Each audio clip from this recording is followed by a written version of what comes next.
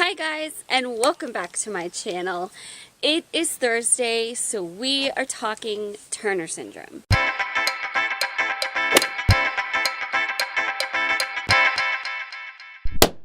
Holy moly, it's Thursday. It's time for the Turner syndrome video, and this week is flying.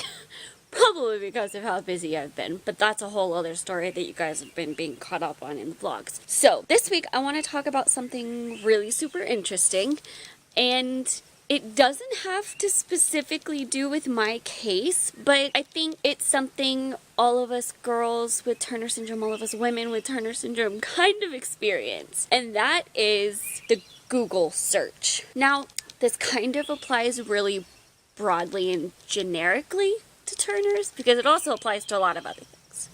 I mean, if we're really honest, there are a ton of conditions that I'm sure people Google in that circumstance just as much as you do with Turner syndrome.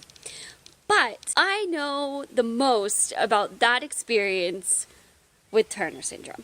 And I've talked about my opinion on Googling Turners in the past a ton, and I've talked about why I don't think it's always healthy to do and why I feel like it needs to come with like a grain of salt and a filter you look at it through, because there's a lot of information that's going to get thrown at you as soon as you type the word Turner syndrome into the Google search bar. You'll get flooded, and a lot of it you'll have to process before you even know what it means for the case you're Googling for.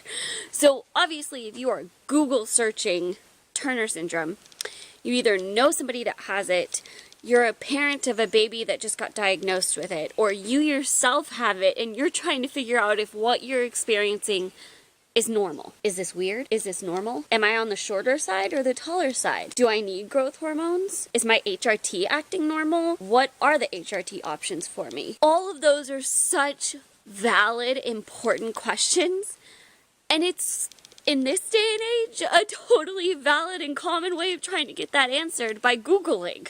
I mean, Google's a verb now, not even just the name of a search engine. We are going to rely on the internet, and obviously, as a YouTuber that creates videos about Turner syndrome, I don't hate the idea of using the internet to learn more. I really don't.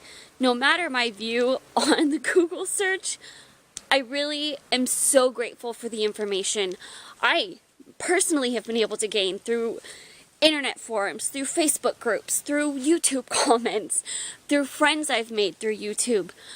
I cannot even describe how helpful that's been and what a community it has created for me that just isn't fully possible in real life for me. And I never want to take that for granted. I never want to cut somebody else's ability to get that short. I just want to say I have figured out what about Google searches of Turner syndrome give me the most anxiety. What about it does that? For one, if there's a case I'm thinking of, whether it's a friend that's saying, hey, I'm dealing with this, is that normal for Turners? And it's not something I deal with, I'm going to Google people with Turner syndrome and this. Or I'm going to go to Facebook groups and search that. Or I'm going to ask in a Facebook group. Any kind of thing like that. Knowing the context with which you're trying to answer that question is really important. If you just want generic information on Turners, there are a lot of good information online through Google, but you have to be able to know that each case is unique, that each case is different. So while there's that long list of things that can, maybe, possibly, might happen, and could be potentially really dangerous, you have no further information really. If you're looking at a specific case, whether it's a friend's, whether it's yours, whether it's your child's, you can take that information and lay that over what you already know about them. For me, they said heart issues are a possibility, thyroid issues are a possibility, she's going to be short, she's going to have extra skin around her neck, she's going to need this, she's going to need that, she's not going to start puberty on her own, she's going to be infertile, she's not going to be able to get pregnant. All of those things are very real possibilities. So starting out, that's all my parents knew. They knew it was possible. They knew it might happen. They knew they needed to watch for certain things, just the same as the doctors did. After I was born and I was okay, the doctors didn't say, okay, all of this is going to happen, let's get prepared.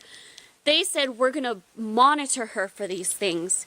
We're going to track her development and progress and address things as they pop up. And we know we want to monitor for these specific things particularly. All of this could happen, but this is what's most likely, and this is what we're seeing a lean towards happening already. So they tracked my height. They tracked my weight. They tracked if I was starting puberty on my own. And as soon as I was 12 or 13, I saw an endocrinologist. I got monitored to see what happened with my case. So the information you get on Google, apply it to what you already know. There's a possibility of a heart condition.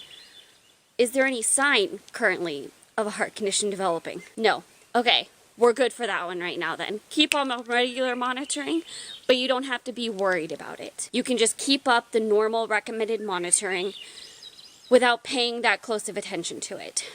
Is she on HRT? Does she need HRT? Good. Is her HRT acting okay for her? Good. Then you're set. Infertility. Is she married? Yes? No? If yes, what's her history? Does she want to have testing? All of that is so individual. And all of those risks are just possibilities. So all of that information has to then be applied correctly. You have to put it in context, and you have to take it with a grain of salt. You have to know the context you're looking at it within. So that's my first issue that comes up that I notice.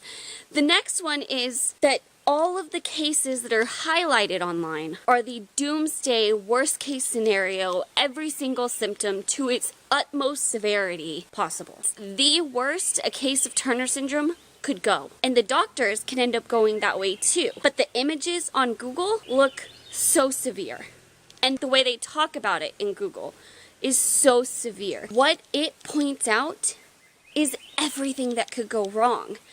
Everything that is the worry. And all that that does in seeing cases where absolutely every single thing has gone wrong just distracts you from the fact that you have a unique case to look at, to study, to figure out. And you need to be focused on that case, not absolutely everything that can happen. The third thing is the sketchiness to some of the sources. I mean, I love Google to the utmost degree, but not every single website that posts about Turner syndrome, not every single YouTube channel that posts about Turner syndrome, not every single person that tells a story or reads from a medical textbook about Turner syndrome is going to be giving you all the information you need to know to understand.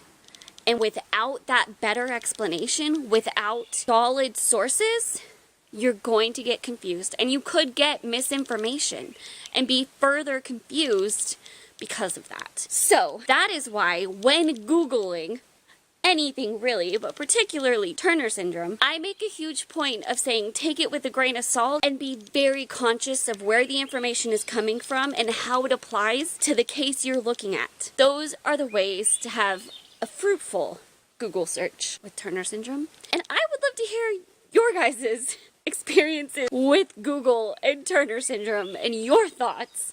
Do you Google frequently? Do you not Google frequently? What do you Google when you do Google Turner syndrome? What kind of experiences with it have you guys had? I would love to hear. And if you enjoyed this video, give it a thumbs up and share it with everybody.